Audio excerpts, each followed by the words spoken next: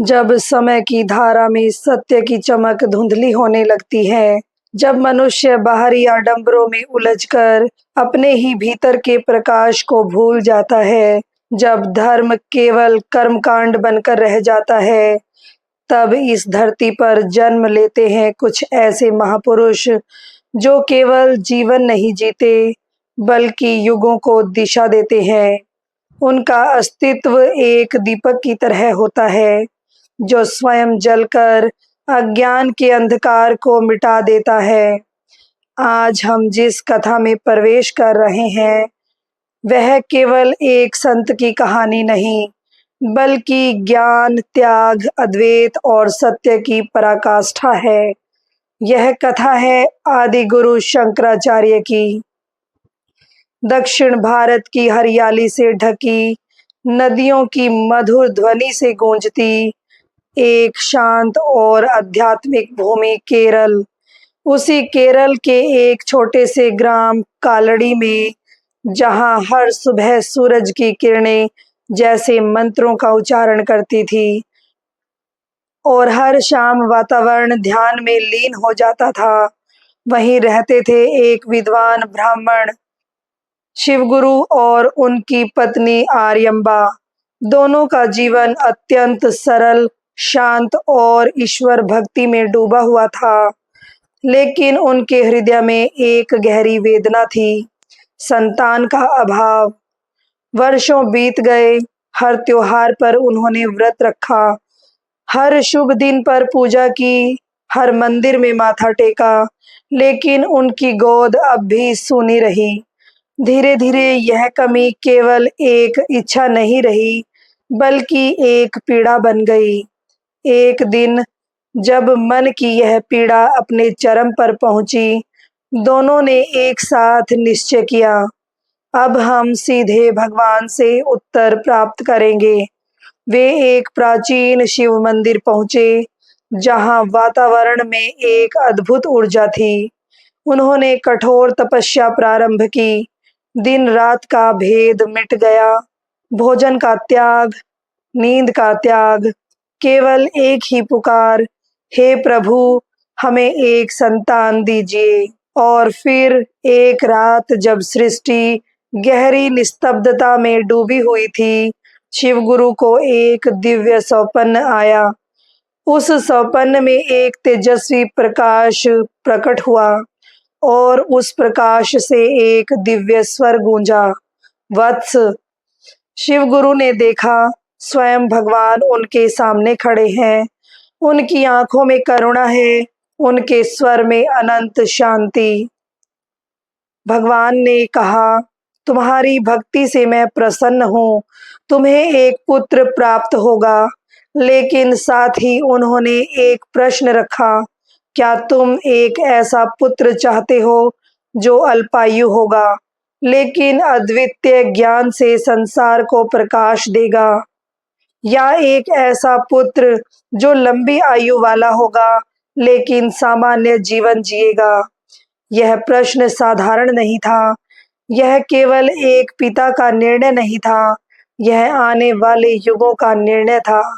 कुछ क्षणों की गहरी मौन अवस्था के बाद शिवगुरु ने सिर झुकाकर कहा, प्रभु, हमें ऐसा पुत्र चाहिए जो संसार के अज्ञान को दूर करे, भले ही उसका जीवन छोटा ही क्यों न हो। और उसी क्षण इतिहास ने एक नई दिशा पकड़ ली। समय बीतता गया और फिर आया वह पावन दिन, वैशाख शुक्ल पंचमी, जब उस घर में एक बालक ने जन्म लिया। जैसे ही वह बालक इस संसार में आया, वातावरण में एक अनोखी शांति फैल गई। उसका नाम रखा गया शंकर, क्योंकि वह केवल एक बालक नहीं था, बल्कि स्वयं भगवान का अंश माना गया। शंकर का बचपन अन्य बच्चों जैसा नहीं था। उनकी आंखों में एक अजीब सी गहराई थी, जैसे वे संसार को केवल देख नहीं रहे, बल्कि समझ भी रहे हों। जहां अन्य बच्चे खेलते कूदते थे, वहीं शंकर अक्सर शांत बैठकर चिंतन में लीन रहते। केवल 3 वर्ष की आयु में उन्होंने संस्कृत के श्लोक बोलने शुरू कर दिए। 5 वर्ष की आयु तक उन्होंने वेदों का अध्ययन प्रारंभ कर दिया। जो एक बार सुनते वह सदा के लिए स्मृति में बस जाता। गुरुजन आश्चर्यचकित रह जाते। यह बालक साधारण नहीं है, लेकिन जीवन केवल सुख का नाम नहीं है। एक दिन अचानक उनके पिता शिवगुरु का देहांत हो गया। घर में शोक की छाया छा गई। अब केवल माँ और पुत्र ही रह गए। आर्यम्बा ने अपने पुत्र को ही अपना संसार बना लिया। उनका हर पल, हर सांस अब शंकर के लिए ही था और शंकर भी अपनी माँ के प्रति अत्यंत समर्पित थे। लेकिन उनके भीतर कुछ और भी चल रहा था। धीरे-धीरे उनके मन में संसार के प्रति एक गहरी विरक्ति उत्पन्न होने लगी। यह जीवन क्या केवल जन्म और मृत्यु का चक्र है? क्या इससे परे कोई अंतिम सत्य नहीं? ये प्रश्न उनके भीतर जलने लगे और यही प्रश्न उन्हें एक असाधारण मार्ग की ओर ले जाने वाले थे। एक घटना जो सब बदल देगी। एक दिन नदी के किनारे एक साधारण सा क्षण एक असाधारण घटना में बदलने वाला था और वही घटना उनके जीवन की दिशा हमेशा के लिए बदल देगी। नदी के किनारे बहता हुआ जल, सूर्य की हल्की किरणें और एक शांत वातावरण। ऐसा लग रहा था जैसे प्रकृति स्वयं किसी महत्वपूर्ण घटना की साक्षी बनने वाली हो। बालक शंकर उस दिन भी अपनी दिनचर्या के अनुसार नदी में स्नान करने गए थे। उनके मन में वही प्रश्न, वही बेचैनी, वही सत्य की खोज। लेकिन जल में उतरते समय उनके कदम सामान्य थे, लेकिन नियति ने उस क्षण के लिए कुछ और ही तय कर रखा था। जैसे ही शंकर नदी के थोड़े गहरे भाग में पहुंचे, अचानक एक मगरमच्छ ने उनके पैर को जकड़ लिया। पानी में हलचल मच गई। शंकर का संतुलन बिगड़ गया। उन्होंने पूरी ताकत से खुद को छुड़ाने की कोशिश की, लेकिन मगरमच्छ की पकड़ और मजबूत होती जा रही थी। किनारे पर खड़ी उनकी माँ आर्यम्बा ने यह दृश्य देखा। उनकी चीख निकल पड़ी, शंकर! वह दौड़ती हुई नदी की ओर आई, लेकिन वह असहाय थी। उनकी आंखों के सामने उनका इकलौता पुत्र मृत्यु के मुख में जा रहा था। उसी क्षण जब जीवन और मृत्यु के बीच केवल कुछ ही पल शेष थे, शंकर ने अपनी माँ की ओर देखा। उनकी आंखों में भय नहीं था, बल्कि एक अजीब सी शांति थी। उन्होंने ऊंचे स्वर में कहा, माँ, अगर आप मुझे संन्यास लेने की अनुमति दे दें, तो यह मगरमच्छ मुझे छोड़ देगा। यह सुनकर आर्यम्बा स्तब्ध रह गई। यह कैसा अनुरोध था? एक और पुत्र का जीवन, दूसरी ओर उसका संसार त्याग देना। उनका हृदय टूट रहा था, लेकिन सामने उनका पुत्र मृत्यु के कगार पर खड़ा था। आखिरकार कांपती हुई आवाज में, आंखों में आंसू लिए उन्होंने कहा, शंकर, मैं तुम्हें संन्यास की अनुमति देती हूँ। जैसे ही यह शब्द उनके मुख से निकले, उसी क्षण मगरमच्छ ने शंकर का पैर छोड़ दिया। यह कोई साधारण घटना नहीं थी। यह केवल एक दुर्घटना नहीं थी। यह स्वयं नियति का संकेत था कि शंकर का जन्म किसी विशेष उद्देश्य के लिए हुआ है। उस दिन के बाद सब कुछ बदल गया। शंकर अब केवल एक बालक नहीं थे, वे एक साधक बन चुके थे। उन्होंने अपनी माँ से कहा, माँ, अब मुझे जाना होगा ज्ञान की खोज में। आर्यम्बा के लिए यह क्षण असहनीय था। उन्होंने अपने जीवन का सहारा खो दिया, लेकिन एक माँ होने के नाते उन्होंने अपने पुत्र के मार्ग में बाधा नहीं डाली। विदा लेते समय शंकर ने अपनी माँ से एक वचन लिया, माँ, जब भी आपको मेरी आवश्यकता होगी, मैं अवश्य आपके पास आऊँगा। यह वचन उनके हृदय को थोड़ा सहारा देने वाला था। और फिर एक दिन छोटा सा बालक, केवल एक वस्त्र, हाथ में दंड और मन में अटूट संकल्प लिए घर से निकल पड़ा। अकेले, लेकिन उद्देश्य के साथ। वह अकेला था, न कोई साथी न कोई सहारा, लेकिन उसके भीतर एक आग थी, सत्य को जानने की आग, आत्मा को समझने की आग।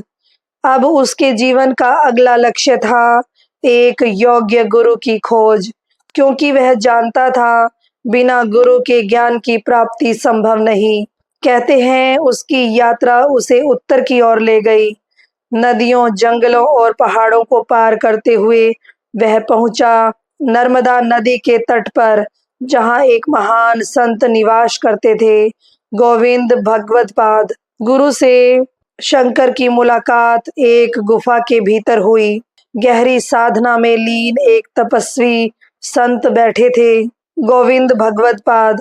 गुफा के भीतर गहरी साधना में लीन एक तेजस्वी संत बैठे थे। शंकर ने जैसे ही उन्हें देखा, उन्हें अनुभव हो गया, यही मेरे गुरु हैं। पहला प्रश्न। शंकर ने विनम्रता से प्रणाम किया और गुरु ने आंखें खोली। उनकी दृष्टि गहरी थी, जैसे वे शंकर के भीतर झांक रहे हों। उन्होंने पूछा, तुम कौन हो? यह एक साधारण प्रश्न नहीं था और शंकर का उत्तर भी असाधारण नहीं था। उन्होंने कहा, मैं न शरीर हूँ, न मन हूँ, न बुद्धि हूँ, मैं केवल शुद्ध आत्मा हूँ। यह उत्तर सुनकर गुरु गोविंद भगवत्पाद समझ गए, यह कोई साधारण बालक नहीं है।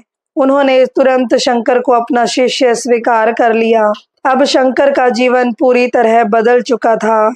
गुफा के भीतर गुरु के सानिध्य में उन्होंने वेद, उपनिषद और अद्वैत वेदांत का गहन अध्ययन शुरू किया। दिन रात ध्यान, अध्ययन और साधना, शंकर का ज्ञान और भी प्रखर होता गया, जैसे भीतर छिपा प्रकाश अब बाहर आने लगा हो। कहते हैं एक बार नर्मदा नदी में भयंकर बाढ़ आ गई। जल का प्रवाह इतना तेज था कि वह गुफा की ओर बढ़ने लगा। तब शंकर ने एक छोटा सा कमंडल उठाया और पूरी बाढ़ के जल को उसी में समाहित कर लिया। यह देखकर गुरु अत्यंत प्रसन्न हुए। उन्होंने कहा, तुम केवल शिष्य नहीं हो, तुम एक महान आत्मा हो।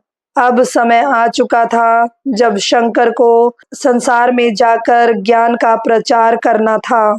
नर्मदा के शांत तट पर, गुफा के भीतर गुरु के सानिध्य में, जहां समय जैसे थम सा गया था, वहीं एक दिव्य प्रक्रिया चल रही थी।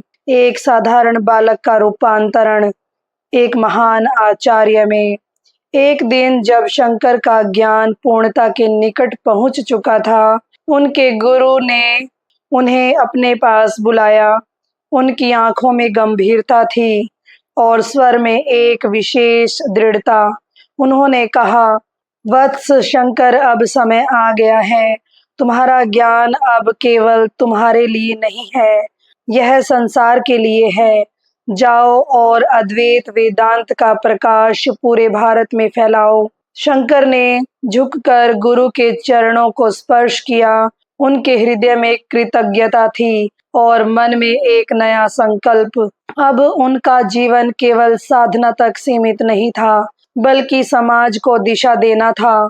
और फिर एक बार फिर वह अकेले निकल पड़े, लेकिन इस बार उनका लक्ष्य और भी बड़ा था, पूरे भारत में ज्ञान का प्रकाश फैलाना।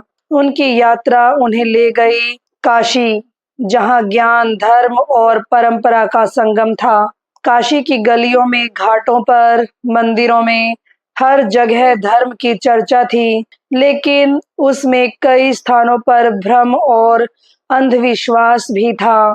शंकर ने देखा, लोग धर्म को केवल कर्मकांड तक सीमित कर चुके हैं, बाहरी पूजा, बिना समझ के अनुष्ठान, लेकिन आत्मा का सच्चा ज्ञान कहीं खो गया था। उन्होंने लोगों से कहना शुरू किया, ईश्वर बाहर नहीं, तुम्हारे भीतर है, आत्मा ही ब्रह्मा है। उनका मुख्य संदेश था अद्वैत, जिसका अर्थ है दो नहीं, केवल एक। उन्होंने समझाया, यह संसार जो हम देखते हैं वह केवल एक माया है, सत्य केवल एक है, ब्रह्मा। लेकिन हर कोई इस ज्ञान को स्वीकार करने के लिए तैयार नहीं था, कई विद्वान उनके विरोध में खड़े हो गए। काशी में एक बड़ी सभा हुई जहां कई पंडित और विद्वान एकत्र हुए। उन्होंने शंकर को चुनौती दी, यदि तुम्हारा ज्ञान सत्य है तो इसे सिद्ध करके दिखाओ। यह केवल एक बहस नहीं थी, यह सत्य और भ्रम के बीच की लड़ाई थी। शंकर शांत थे, उनके चेहरे पर कोई घबराहट नहीं थी, क्योंकि उन्हें अपने ज्ञान पर पूर्ण विश्वास था।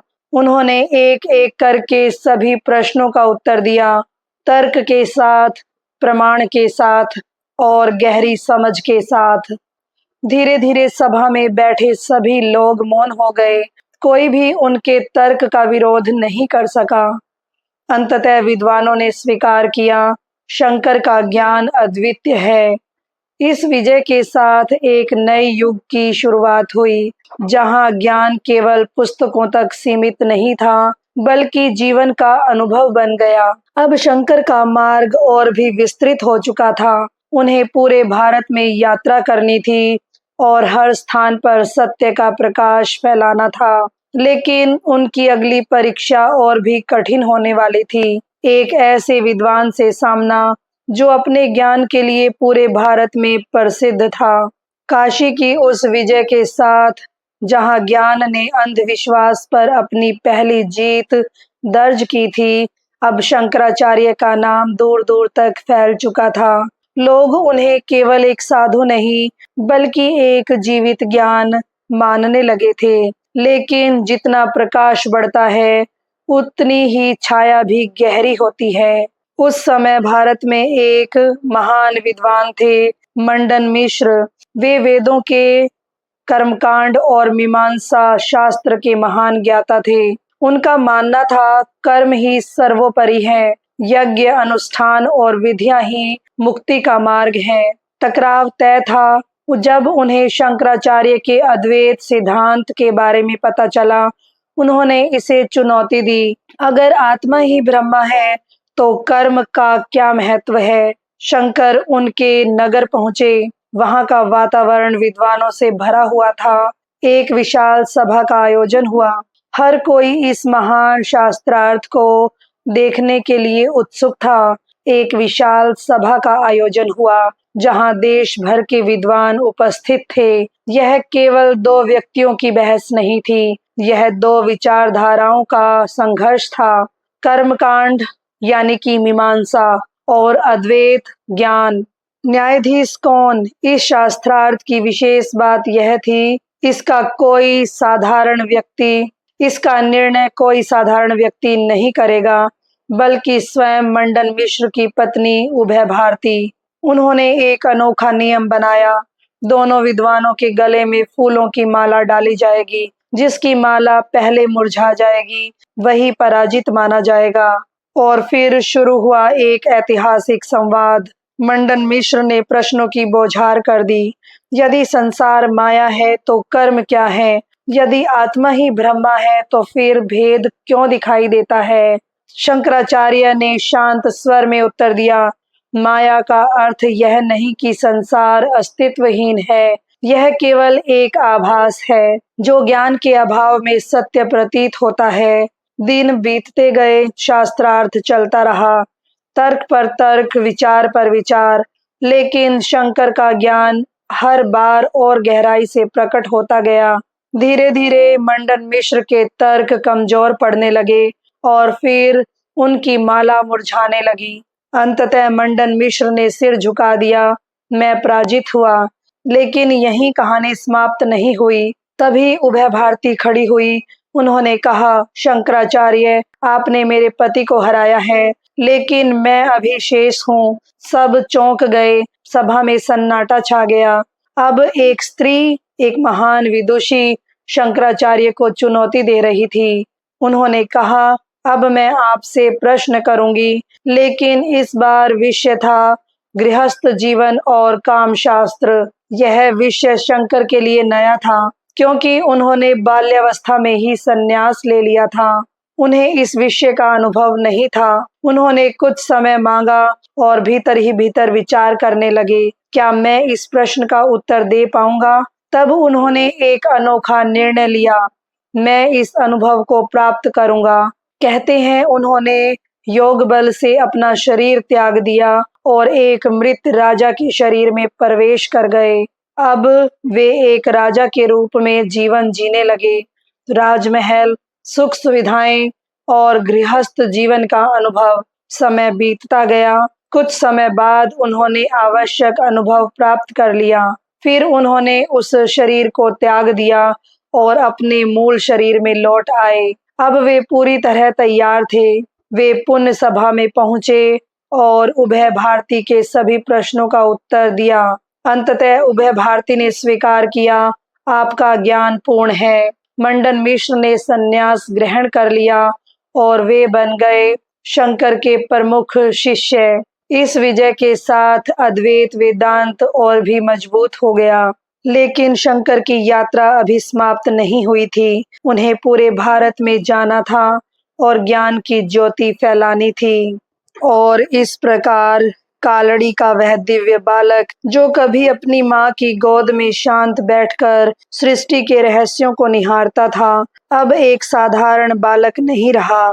वह बन चुका था ज्ञान की अग्नि से प्रकाशित एक युवा सन्यासी।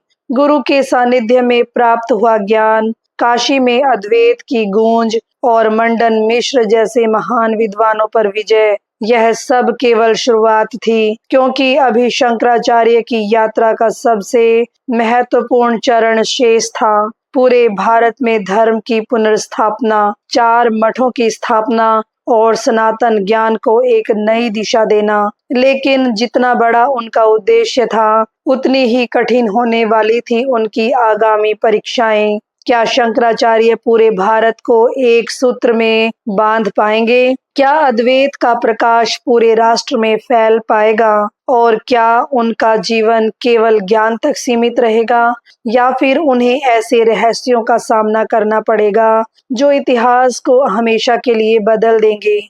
जानिए आगे की यह अद्भुत यात्रा, आदि गुरु शंकराचार्य की दिव्य जीवन गाथा, अगले भाग में। धन्यवाद।